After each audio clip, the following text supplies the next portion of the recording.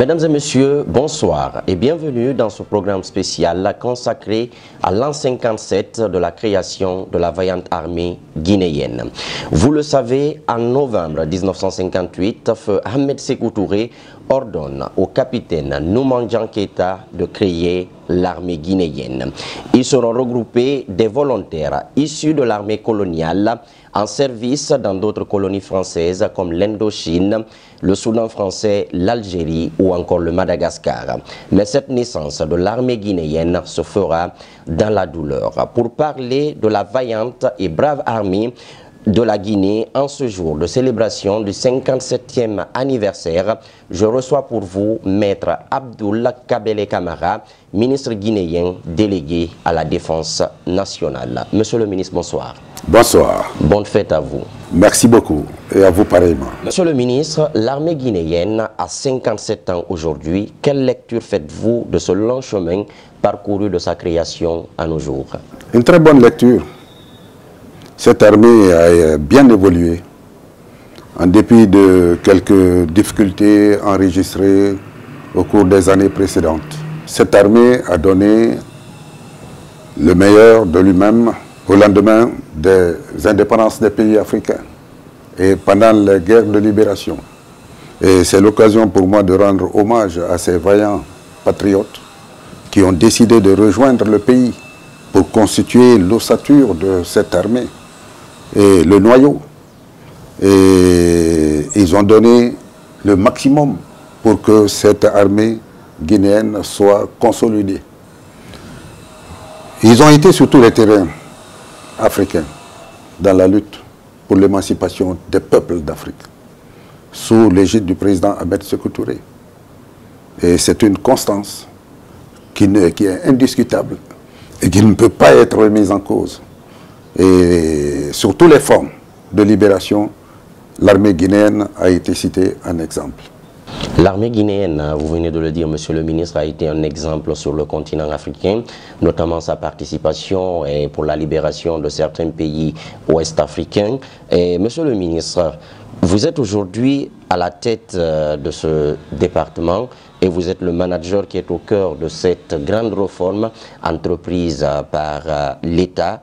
À ce titre, parlez-nous des nouveaux défis qui attendent l'armée guinéenne.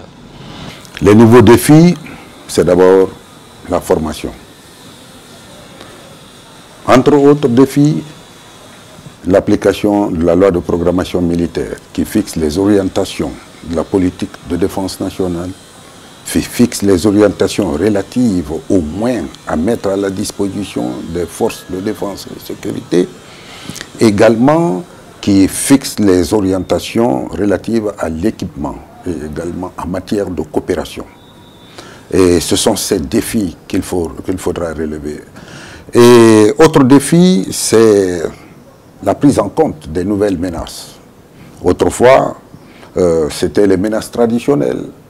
Et aujourd'hui, il est difficile d'assister à la guerre entre deux pays. Mais aujourd'hui, le terrorisme international a refait surface. Et le djihadisme et tous ces mouvements qui sèment la désolation à travers les pays et les continents, l'extrémisme religieux, et pourquoi pas les catastrophes naturelles. Nous venons de vivre une catastrophe, la fièvre hémorragique à virus Ebola. C'est un défi à relever, puisque c'est une nouvelle menace qui a fait son apparition à laquelle nous n'avons pu faire face facilement. Et donc il a fallu la mobilisation de grands moyens. L'armée doit jouer son rôle dans de telles circonstances. Et quand il y a catastrophe naturelle, quand il y a risque de bactériologique, l'armée doit y faire face. Et ce sont les défis à relever. La sécurisation de la population et du territoire national. Et également les opérations du maintien de la paix dans notre sous-région, la Manoriva, la CEDEAO, l'Union africaine et pourquoi pas dans le système des Nations Unies où actuellement la Guinée a regagné sa place dans le concert des nations puisque nous avons 850 hommes, un contingent, un bataillon qui est déployé au Mali dans le cadre des opérations de maintien de la paix. Monsieur le ministre, justement, est-ce que cette brave armée guinéenne est prête aujourd'hui à relever tous ces défis qui l'attendent? Le canevas est tracé avec la détermination du monsieur le président de la République. Et les moyens seront mis à la disposition de cette armée. Vous savez, quand on participe aux opérations de maintien de la paix dans le cadre du système des Nations Unies, bien sûr, si c'est un bataillon, ce bataillon est équipé.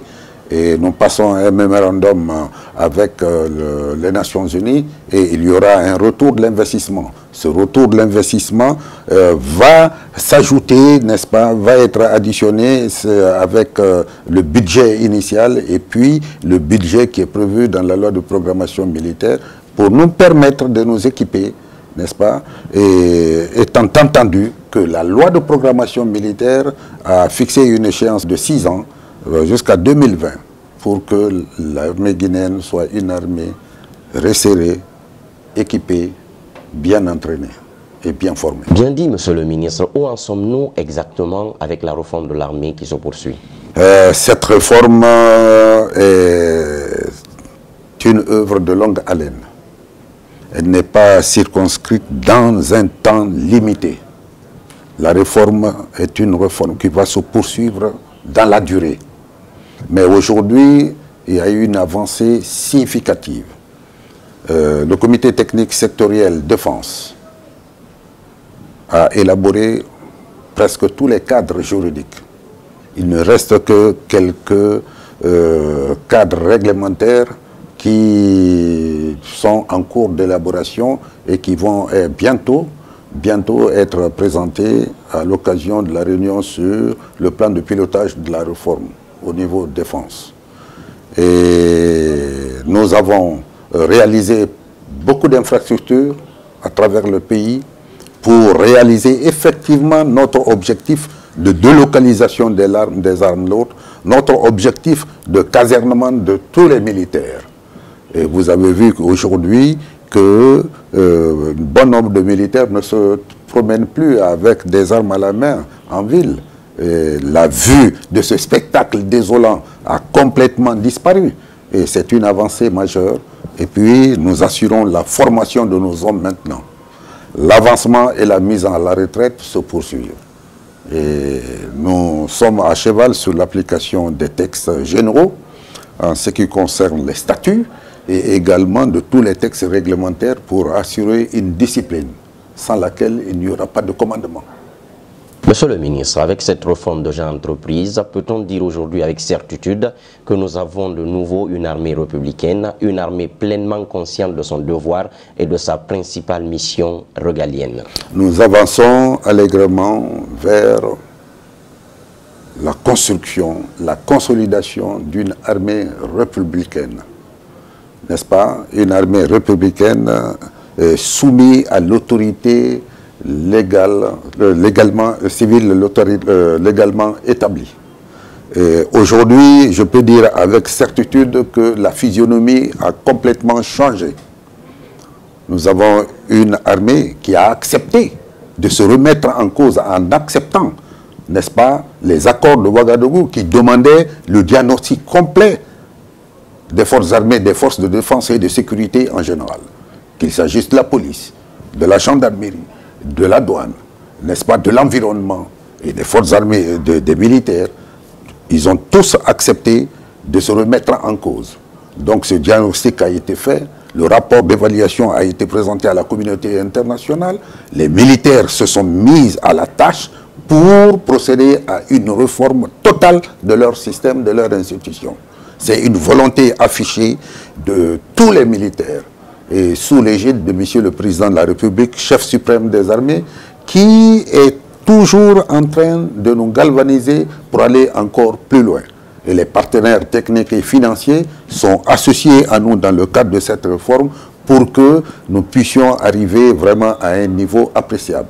La stratégie nationale d'action prioritaire pour chaque secteur a été développée et globalisée dans une stratégie nationale Et à l'heure actuelle, grâce aux partenaires techniques et financiers, nous sommes en train d'élaborer la meilleure stratégie pour la mobilisation des ressources afin de mettre en œuvre cette réforme.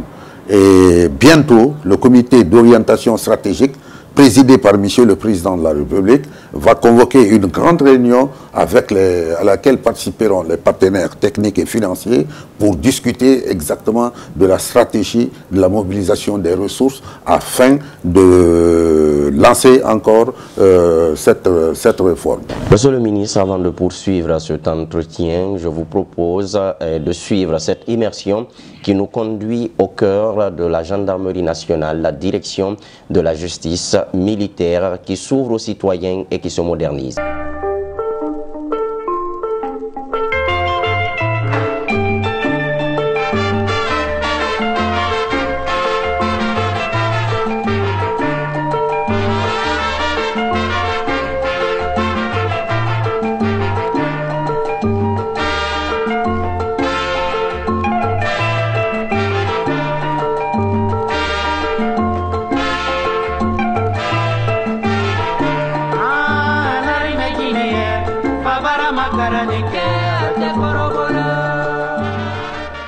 Nous sommes là arrêtés à l'escadron de gendarmerie mobile numéro 2 avec ces gendarmes que vous voyez ici avec du matériel conventionnel.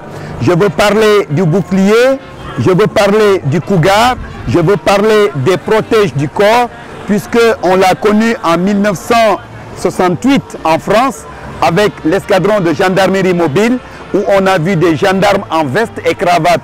Donc ils ont tellement subi que les autorités de la gendarmerie étaient dans l'obligation de réfléchir pour changer le mode vestimentaire des gendarmes.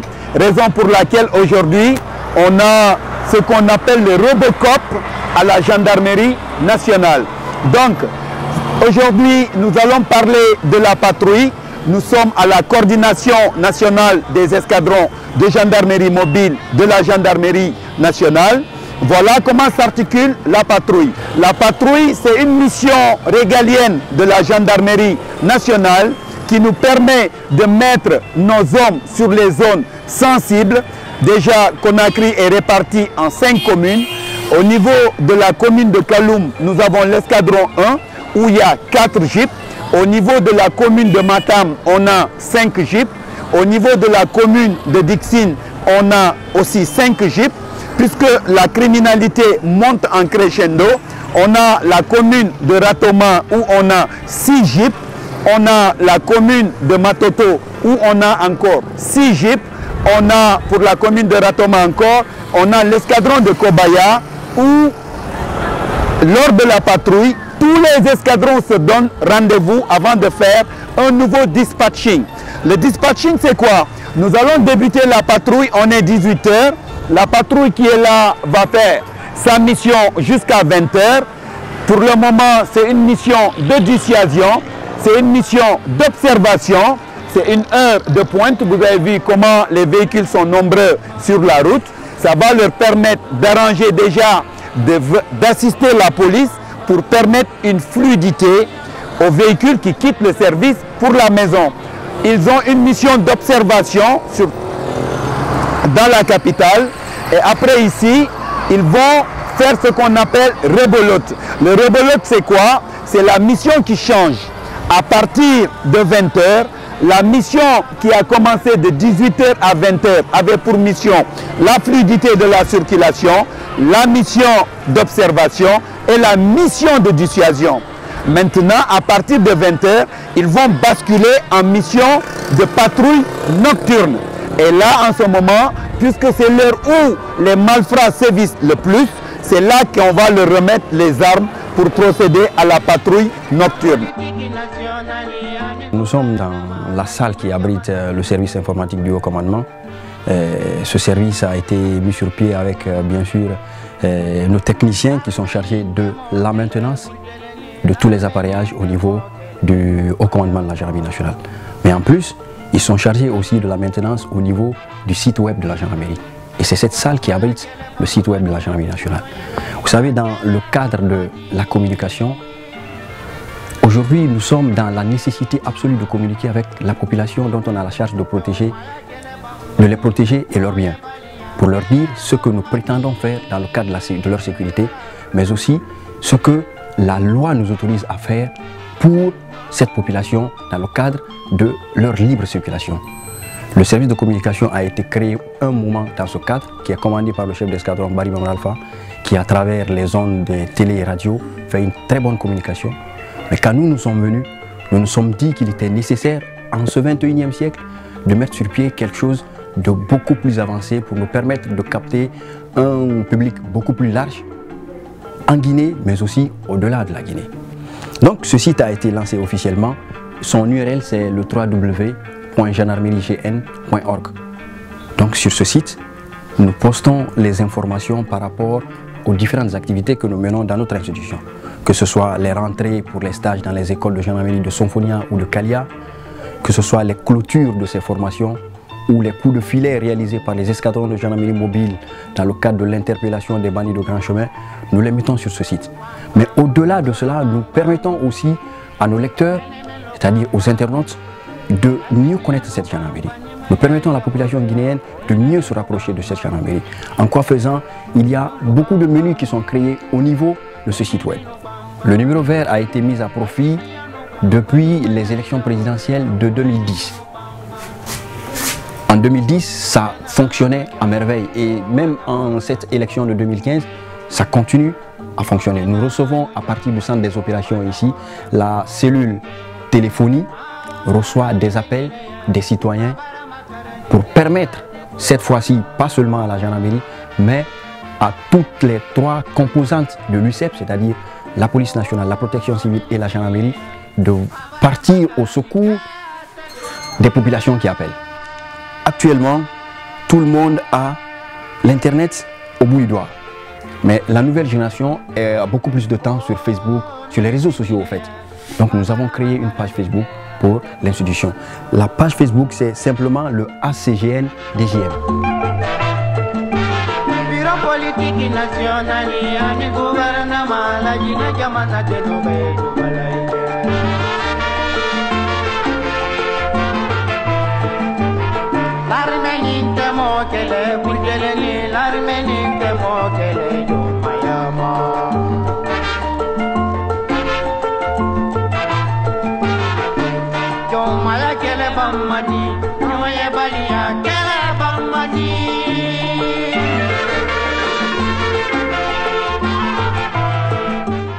Nous venons de suivre cette immersion qui nous a conduit au cœur du haut commandement de la gendarmerie nationale, la direction de la justice militaire qui se modernise et qui s'ouvre aux citoyens. Monsieur le ministre, l'une des nouveautés de ce programme spécial, nous avons donné la possibilité aux citoyens et aux internautes de vous poser leurs questions. Je vous invite donc de suivre ces citoyens que nous avions rencontrés dans les 5 communes de la capitale qui ont bien voulu vous poser quelques questions.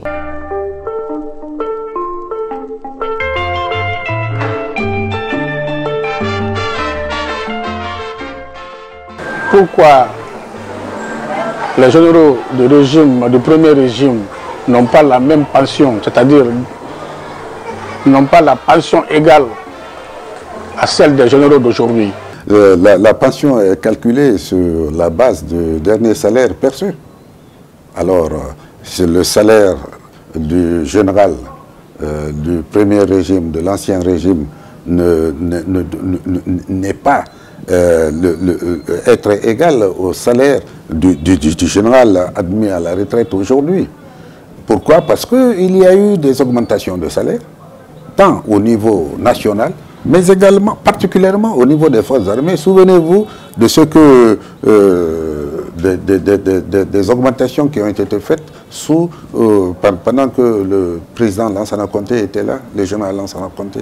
Souvenez-vous également de l'arrivée des militaires, du capitaine Dadis, Moussa Dadis Kamara, président de la junte, et également du président intérimaire Sekouba Konaté. Les militaires ont bénéficié de plusieurs augmentations allant jusqu'à 100%. Et si on totalise, je pourrais même dire allant jusqu'à 300%. Souvenez-vous des événements de 1996. Alors, celui qui est admis à la retraite en 2000 ou même en 98 ne peut pas avoir la même pension que celui qui est admis à la retraite en 2011. Ces retraités de l'armée guinéenne, c'est-à-dire ne perçoivent pas la même pension. Mais ils ne peuvent pas percevoir la même pension. C'est sur la base du calcul. Il y a le point d'indice et puis la valeur du point d'indice. Je voudrais poser une question au ministre de la Défense. Qu'est-ce qu'il envisage pour la reconstruction des casernes militaires? Parce qu'il y a beaucoup de bâtiments qui sont construits, mais jusqu'à présent, ces maisons sont abandonnées comme ça. Bien, en ce qui concerne la reconstruction des casernes, nous avons cette année, nous nous sommes déployés à travers le pays. J'ai fait avec le commandement à peu près 6000 et quelques kilomètres à travers tout le pays. Nous sommes allés dans les postes les plus avancés.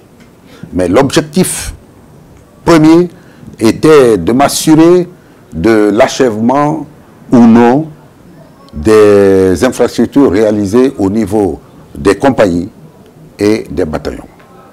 Il y en a 15 qui ont été réalisés sur tout le territoire national. Et vous avez vu les images à la télévision. Nous avons passé près de 2 mois sur cette question-là. Et ils sont sur le point d'être achevés. L'année 2016 va bientôt commencer.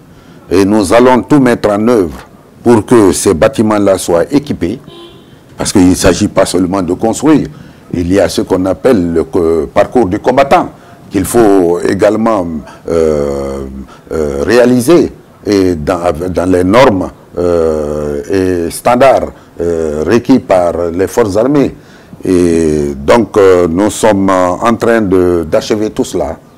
Les équipements seront là. Toutes les commodités devraient être mises en place. La lumière. Nous avons fait une demande auprès du chef suprême des armées pour qu'il puisse nous faire équiper de panneaux solaires. Et également, il faudra du mobilier pour que tous ces bâtiments-là soient fonctionnels. Mais d'ores et déjà, nous avons ordonné à certains bataillons de rejoindre les locaux avec les moyens de bord qui sont à leur disposition. Nous veillons au gré. L'entretien est permanent. Et tous les commandants de compagnie et les commandants de bataillon sont instruits pour tenir dans un état de propriété exemplaire ces différentes infrastructures. Parce que nous n'avons plus le temps de recommencer, de jouer à l'éternel recommencement. C'est fini ça. Déjà, quels sont ces bataillons qui ont déjà rejoint, c'est-à-dire ces infrastructures qui ont été construites par l'État? Si vous allez à Forcaria, vous verrez que nous avons ordonné au commandant Al-Seni de rejoindre son bataillon. Et ils ont déjà débuté le déménagement. Et également, si vous allez aux choses à Mali, vous verrez que le bataillon du Mali va intégrer. Et il y en a plusieurs autres comme ça à travers le pays qui ont commencé à travailler, tout comme au niveau de la gendarmerie. Les compagnies de gendarmerie qui sont déjà prêtes, nous avons demandé au haut commandant de la gendarmerie d'ordonner à ces hommes de rejoindre ces bâtiments en attendant de leur pourvoir l'équipement complet. J'aimerais tout simplement poser une question. Parce que j'ai vu dans les autres pays, ils ont eu à mettre une école pour la formation de l'armée. Et donc, j'aimerais savoir qu'est-ce qui vous empêche, ou bien est-ce que vous pouvez mettre aussi des écoles bien performées pour que notre armée soit vraiment au même niveau que les autres. La formation est au cœur du sujet. Et nous envisageons, s'il plaît à Dieu, de mettre en place une école à vocation régionale. Ce n'est pas facile, c'est une réflexion sérieuse qu'il faudra mener. Et parce que ça exige des moyens financiers et des moyens en ressources humaines. Pour l'instant, nous avons le centre d'instruction de Mania, n'est-ce pas, les MIA, et ça se passe très bien. Et nous envoyons en formation nos éléments à l'extérieur.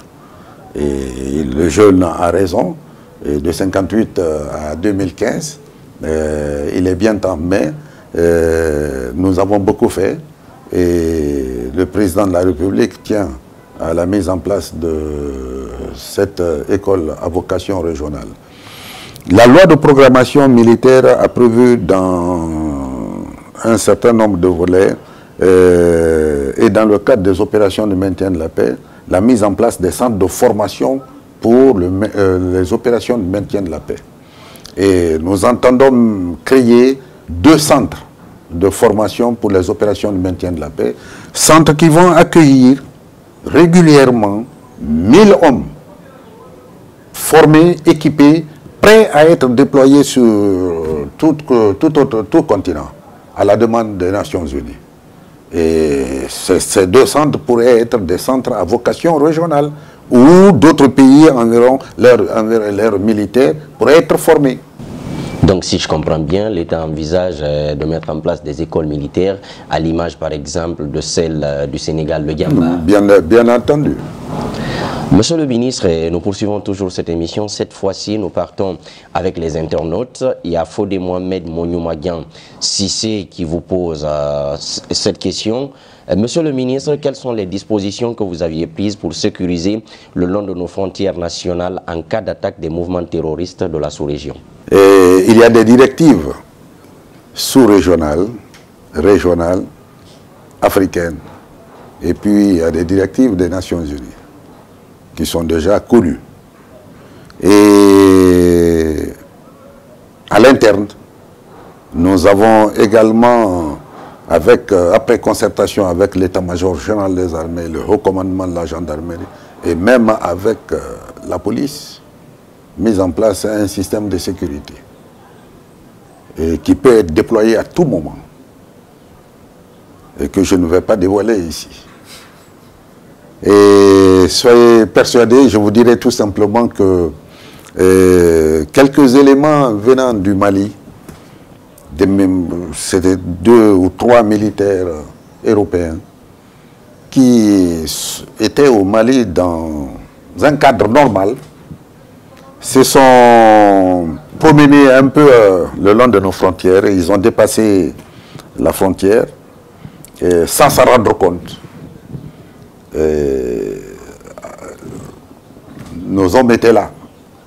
Comme ils étaient armés, bien armés, donc nos hommes étaient là pour veiller au grain. Ils ont été pris, n'est-ce pas? Ils ont porté tout de suite l'information au niveau le plus élevé et nous avons réglé la chose de façon la plus diplomatique. Mais nos éléments ont réagi pour montrer que on ne dort pas et que nous veillons. Ça c'est un exemple et nous avons eu droit d'ailleurs aux remerciements et aux excuses du pays concerné, dont l'ambassadeur n'a pas tardé à nous joindre pour nous dire vraiment merci. Et nous étions en contact avec la République sœur du Mali, avec mon homologue, le ministre de la Défense du Mali, avec lequel j'ai géré cette affaire dans d'excellentes conditions et tout se passe bien. Nous veillons au grain. Monsieur le ministre, il y a toujours Fodé Mohamed Mounioumagian Sissé qui vous pose cette autre question. Quel sera le rôle de l'armée guinéenne dans le processus de développement, de démocratisation et du maintien de la paix en Afrique et dans le monde en général? L'une des missions des forces armées, c'est de participer au développement socio-économique du pays. Et cela, c'est une mission que nous intégrons parfaitement.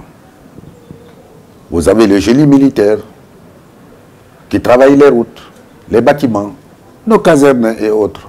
En grande partie ont été réalisés par le génie militaire. Le président de la République, dès son investiture, nous a instruit de mettre en place une direction chargée des unités agro-industrielles. Et cette unité, qui était commandée par le général Bourama Kondé, actuellement ministre de l'administration du territoire et de la décentralisation, fonctionne. Et c'est des hectares et des hectares qui ont été aménagés pour cultiver le riz. Et nous avons enregistré des récoltes vraiment de qualité. Et l'action se poursuivra dans le temps, s'il plaît à Dieu. Nous avons le génie rural, les pistes et autres qui ont été réalisées par le génie. Vous avez vu que dans le cadre de la sécurisation maritime, sur instruction de M. le Président de la République, le génie a réalisé le sémaphore de Tabara. Et le sémaphore de Koundindé est déjà, tout va être fonctionnel. Tout cela construit fait par le génie. Donc c'est une des missions essentielles des forces armées guinéennes. La participation au développement socio-économique du pays. Monsieur le ministre, il y a Abdoulaye Hadiba qui vous pose cette autre question. Il voudrait savoir pourquoi votre ministère n'organise pas des manœuvres militaires conjointes avec d'autres puissances militaires afin de tester la capacité opérationnelle de nos forces armées guinéennes. Oui, il a raison. Nous n'avons pas encore organisé des manœuvres militaires. Parce que les manœuvres avec les pays voisins, mais les manœuvres militaires, on ne l'improvise pas. Elles sont préparées. Elles exigent beaucoup de moyens. Et l'une des priorités aujourd'hui, pour l'avenir, et dans les meilleurs délais, parce que là, on ne doit plus retarder, c'est la réflexion sur, n'est-ce pas, le démarrage de telles manœuvres militaires, d'abord à l'interne, avant d'associer les autres pays. On a parlé de la sécurisation des frontières, avec les pays voisins, par exemple, la Côte d'Ivoire, le Libéria, la Sierra Leone, le Mali, et nous aurions pu organiser des manœuvres militaires. Mais la situation sociopolitique des différents pays ne nous ont pas permis de le faire. Mais avec les directives de la CEDEAO, nous pourrons mener ensemble, n'est-ce pas, des patrouilles le long de nos frontières. Et ce que nous avons réalisé en minima, c'est les manœuvres avec la France, par exemple, lorsque les bâtiments, une flotte française arrive ici en Guinée, la marine guinéenne et la marine française s'associent pour effectuer quelques manœuvres sur nos eaux. Il y a Thierno Yousso qui vous pose cette autre question, monsieur le ministre. Il aimerait savoir où en êtes-vous pour le nouveau bataillon autonome de Mamou. Oui, le nouveau bataillon, Thierno Yousso, il doit être de Mamou, je suis sûr et certain, parce que le camp de Mamou n'est pas en bon état, c'est vrai, et j'en ai fait le constat depuis longtemps. Et j'ai demandé à la direction générale de l'intendance, après consultation du chef d'état-major général de l'armée, que le camp de Mamou devra être rénové. Et surtout le camp dont la construction est amorcée doit être achevé. Et l'ancien camp pourrait être déguerpi, et pour que l'armée guinéenne puisse y faire des logements sociaux. Et c'est ça aussi l'un de mes objectifs prioritaires, et construire des logements sociaux, n'est-ce pas, pour les militaires, afin qu'à leur retraite, chacun puisse accéder à un logement, à un abri. Cette fois-ci, nous partons en Angola, où un Guinéen qui réside là-bas du nom de Ansoumane Sekwa Fofana vous pose cette question. Il aimerait savoir quelle sera la stratégie qui sera mise en place pour le déploiement de nos forces de défense et de sécurité à l'intérieur du pays pour lutter contre les coupeurs de route et les vols à main armée.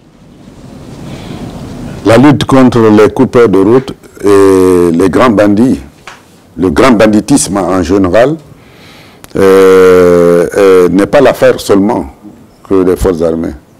C'est l'affaire d'abord de la gendarmerie et de la police avant que les forces armées n'interviennent. Mais nous avons à plusieurs reprises organisé des séances de travail pour mettre en place une stratégie de lutte contre ce grand banditisme. Croyez-moi que ça va marcher parce que le président de la République est déterminé à réunir les moyens pour juguler ce fléau. Et ça sera fait s'il plaît à Dieu. Et nous allons travailler avec le syndicat des transporteurs, qui a un grand rôle à jouer, tant au départ qu'à l'arrivée et au cours à mi-chemin. Et donc, c'est un travail qui concerne tous les Guinéens. Monsieur le ministre, pour finir, l'armée guinéenne a 57 ans aujourd'hui. Quel est le message que vous aviez à adresser à nos forces de défense et de sécurité? Je suis fier de nos forces de défense et de sécurité en général. Ils ont accepté cette réforme avec beaucoup d'enthousiasme, ayant compris que la tâche est difficile et que sans cette réforme, nos forces de défense et de sécurité n'iront nulle part, ne seront pas au même niveau que les autres forces de défense et de sécurité des pays voisins.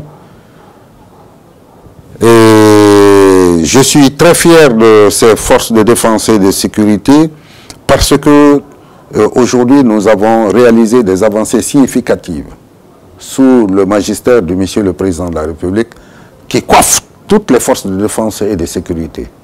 Le résultat est palpable, il est là, il est visible.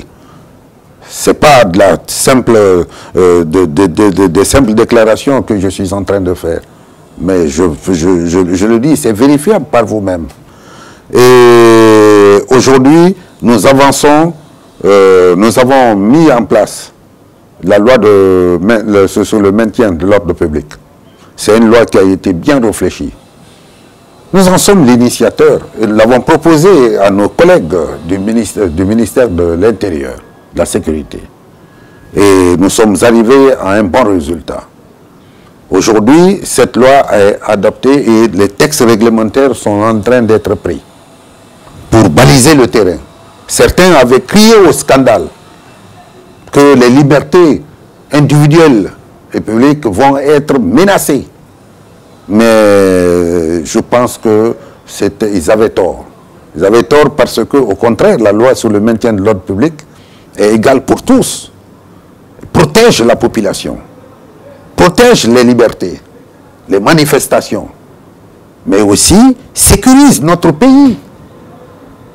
Je suis fier de ces forces de défense et de sécurité parce qu'ils avancent, comme je l'ai dit au début de cette émission, n'est-ce pas, allègrement, ils s'installent dans la voie d'une armée républicaine, consciente de son devoir, de son rôle vis-à-vis de sa nation, de son peuple, qu'il a l'obligation de protéger, de son territoire, dont l'intégrité doit être sauvegardée à tout prix, de sa souveraineté nationale. Cette armée qui vraiment a été un modèle dans les années 60, à l'occasion de la lutte pour la libération des pays africains, l'émancipation des peuples africains, cette armée a joué un grand rôle. Cette armée, j'en suis fier parce qu'elle a retrouvé sa place sur l'échiquier international. Aujourd'hui, il y a un bataillon, après 160 hommes intégrés dans la compagnie sénégalaise, aujourd'hui c'est 850 hommes qui constituent un bataillon et plus, autonome dans le cadre du système des Nations Unies et qui fait notre fierté au Mali. Je prie Dieu qu'il soit protégé et qu'il en soit ainsi sur tous les chantiers où la paix est menacée à travers l'Afrique et le monde entier. Merci à vous, monsieur le ministre. Je vous remercie. L'armée guinéenne avance allègrement, mais s'inscrit dans une voie républicaine. Mesdames et messieurs, c'est la fin de ce programme spécial. Vous pouvez retrouver l'intégralité de cette émission sur le www.gouvernementgov.gn ou bien sur la page Facebook du gouvernement. Je vous donne rendez-vous pour un autre numéro de cette émission.